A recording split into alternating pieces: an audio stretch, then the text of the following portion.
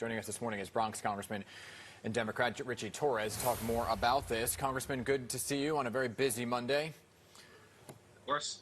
Honored to be here. I'm doing better than Kevin McCarthy at the moment. So let's speak about Kevin McCarthy for a second, right? Because he fought hard to become the speaker, right? Took, 15 tries. This weekend he put it all on the line to avoid the shutdown. So these hardline Republicans like Vacate say he plans on asking McCarthy to step down.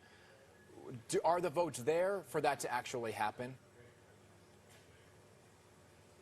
We're about to enter uncharted territory, so only time will tell. But I've been in government for about 2 decades, and I've never seen as much incompetence and dysfunction and extremism as I've seen from House Republicans. And as you pointed out, one member of the House, like Matt Gaetz, could file a motion to vacate, a motion to remove the Speaker, which is entitled to a vote within 2 days. And Matt Gaetz has publicly announced that he intends to move forward with a motion to vacate. But even without a motion to vacate, there's been a coup d'etat within the Republican Party. Kevin McCarthy is not in charge of the House Republican Conference. The House Freedom Caucus is in charge.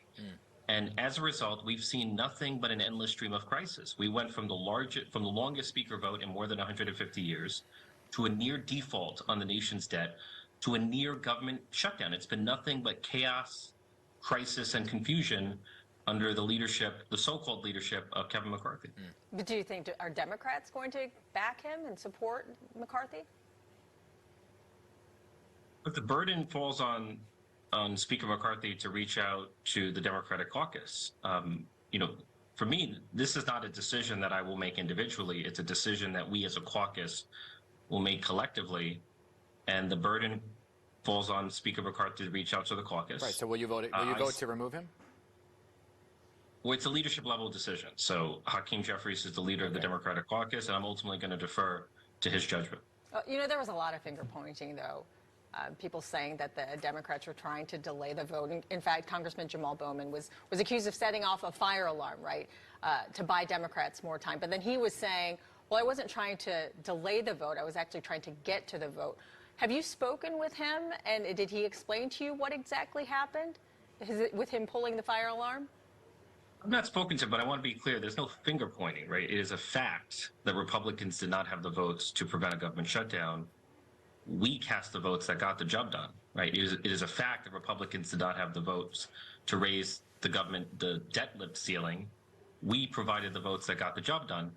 As for Congressman Bowman, I have not spoken to him, but there's a review underway, and people should allow the facts to be revealed before rushing to judgment. And there's no evidence that he pulled the fire alarm in an attempt to disrupt the vote. I mean, that's just pure political speculation.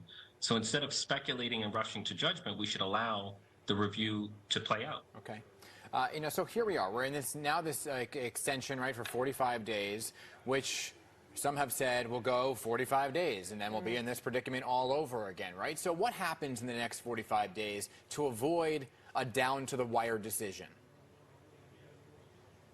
Well, assuming he remains Speaker, it all depends on Speaker McCarthy, right? There are 4 leaders in Congress.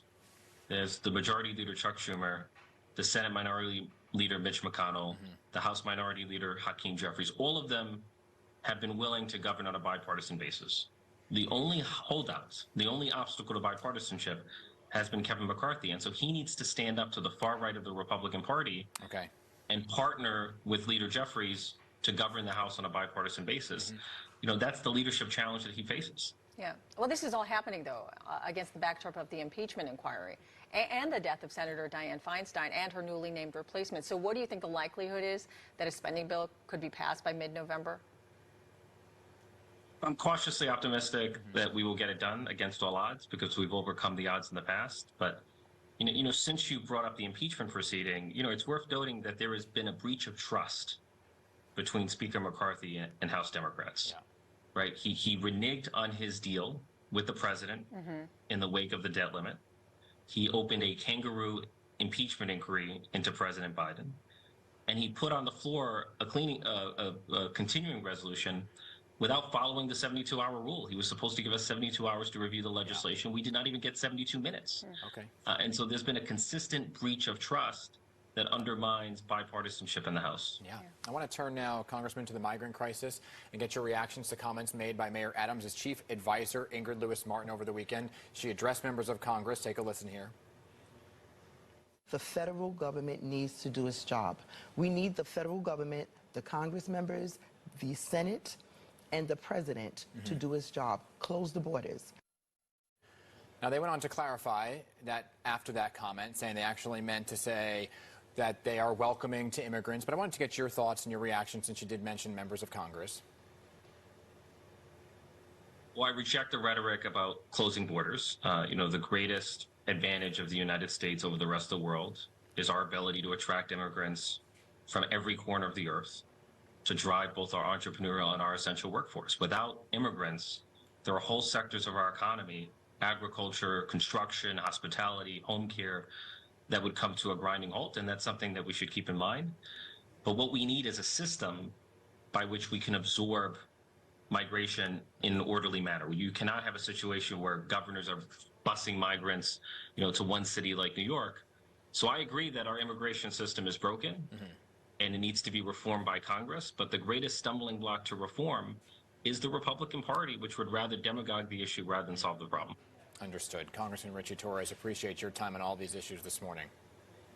Always a pleasure.